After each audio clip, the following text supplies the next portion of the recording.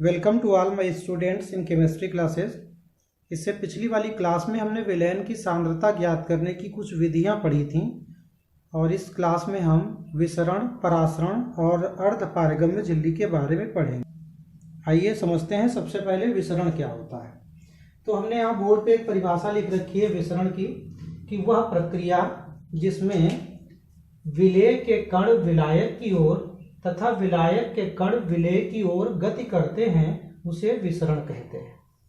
तो ये हमारी परिभाषा हो गई कि जिसमें विलायक के कण विलेय की ओर गति करें और विलेय के कण विलायक की ओर गति करें। इसको हम एक फिगर के माध्यम से समझेंगे यहाँ पे। तो हमने यहाँ पर फिगर में एक क्या किया, सबसे पहले एक पात्र लिया है। ये विसरण की परिभाषा हम समझ रहे हैं। तो विसरण की परिभाषा को समझने के लिए सबसे पहले हमने एक पात्र लिया। इस पात्र में हमने क्या किया, पात्र के ऊपरी भाग में विलायक को लिया और निचले भाग में विलेय को लिया। अब ये विलेय और विलायक क्या होते हैं ये हम पहले वाले हमारे वीडियो हैं, आप उनको देखिए तो आपको समझ में आ जाएगा ये विलेय और विलायक क्या होते हैं। लेकिन चलिए यहाँ पे थोड़ा सा समझा देते हैं। कोई विलयन होता है, उसके दो घटक होते हैं। एक हमारा होता है विलेय और एक होता है विलायक। अब विलेय क्या होते हैं, वे पदार्थ जो दूसरे पदार्थों में घुल जाते हैं वो विलेय कहलाते हैं और जो घोल लेते हैं वो विलायक कहलाते हैं। जैसे चीनी घुलती है, शरबत बनाते हैं तो चीनी घुल जाती है तो चीनी विलेय हो गई, और जल घोल लेता है तो जल हो गया विलायक। ये हमने पहले वीडियो में पढ़ाया था। तो सभी बच्चे जो आज अभी नए जुड़ रहे हैं वो हमारे पुराने वीडियो जरूर देखें और हमारे वीडियो को लाइक, शेयर, सब्सक्राइब जरूर कर दे रहें और बेल आइकन भी दबाते रहें ताकि हमारी नोटिफिकेशन आपको मिलती रहे। तो हमने यहाँ पे इसको फिगर के माध्यम से समझने का प्रयास किया कि सबसे पहले हमने एक पात्र लिया, उसके ऊपरी भाग में हमने विलायक को भर दिया, निचले भाग में विलयन को भर दिया। अब हम यहाँ पे इनके कणों की आकृति बना लेते हैं। जैसे ये वाले हम कण मान लें विलायक के हैं और ये कण जो हैं इसमें हम विलयन के बनाए दे रहे हैं। भैया मान लेते हैं कि ये ऊपर वाले जो कण थे वो विलायक के थे और नीचे वाले कण विलेय के हैं।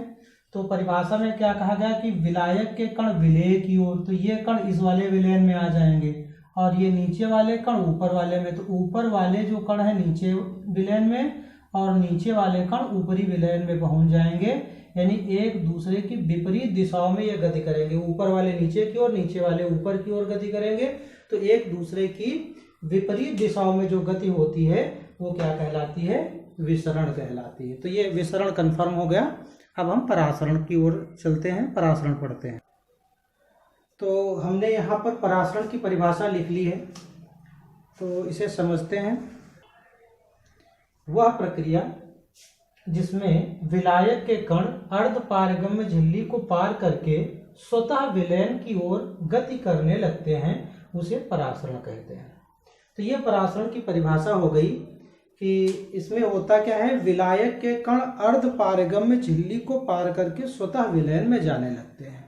तो इसको हम एक फिगर के माध्यम से समझेंगे। तो हमने इसमें एक फिगर पहले से बना रखा है। तो ये हमारी परिभाषा है परासरण की। तो इसमें हमने क्या किया, सबसे पहले एक टैंक ले लिया, पात्र ले लिया, जिसके ऊपरी भाग में हमने इस बार विलायक को लिया है और निचले भाग में विलयन को।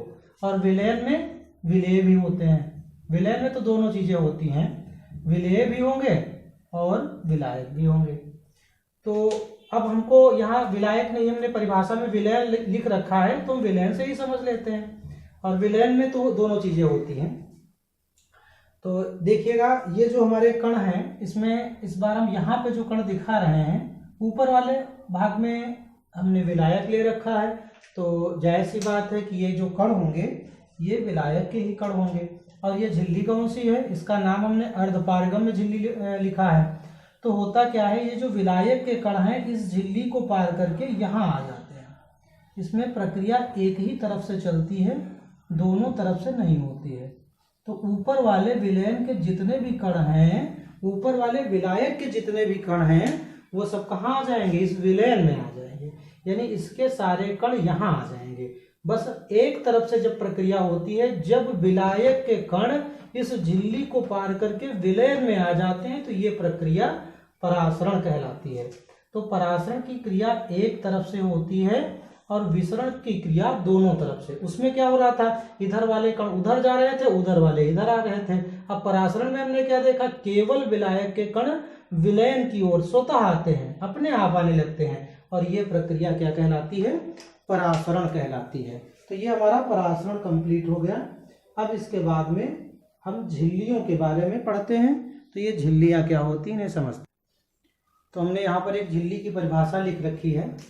सबसे पहले हमने लिखा है झिल्लियाँ क्या होती हैं, किसी ठोस या द्रव की बहुत पतली परत को झिल्ली कह देते हैं। कोई ठोस पदार्थ है उसकी जो पतली परत है, या कोई द्रव पदार्थ है उसकी पतली परत है, उसको हम झिल्ली कह देते हैं। अब झिल्लियों के प्रकार देखना है कि झिल्लियाँ कितने प्रकार की होती हैं। तो यहाँ पर हमने लिख रखा है झिल्लियाँ 3 प्रकार की होती हैं। कौन कौन सी होती हैं?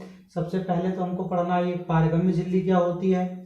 इसकी परिभाषा हमने क्या लिखी है कि वे झिल्लियाँ जिनसे होकर विलयन के सभी कण दूसरी ओर निकल जाते हैं उन्हें पारगम्य झिल्लियाँ कहते हैं। यानी विलयन के सारे कण बाहर निकल जाए। और विलयन में हमने आपको बताया था कि विलेय होता है, विलायक होता है।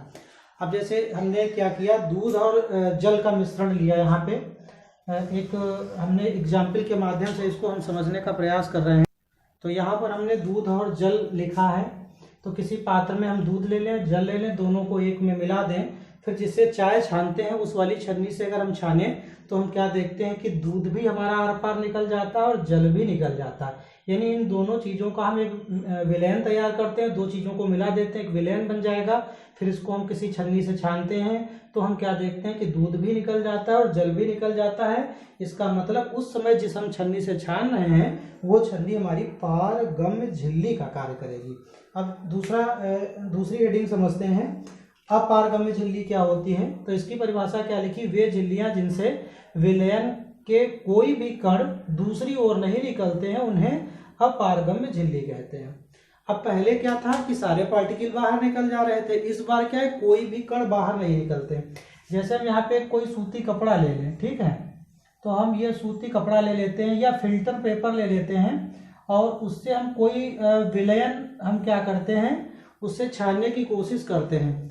जैसे ये सूती कपड़ा है और हमने मंजन लिया, पेस्ट लिया या शहद लिया, तो सूती कपड़े को कई परतों में कर लेते हैं। उसके बाद हम शहद को फिल्टर कर रहे हैं तो हम क्या देखते हैं कि शहद का कोई भी पार्टिकल दूसरी तरफ नहीं जा रहा है। तो उस समय ये जो कपड़ा होगा ये हमारा कपड़ा काहे का कार्य करेगा, अपारगम्य झिल्ली की भांति कार्य करेगा।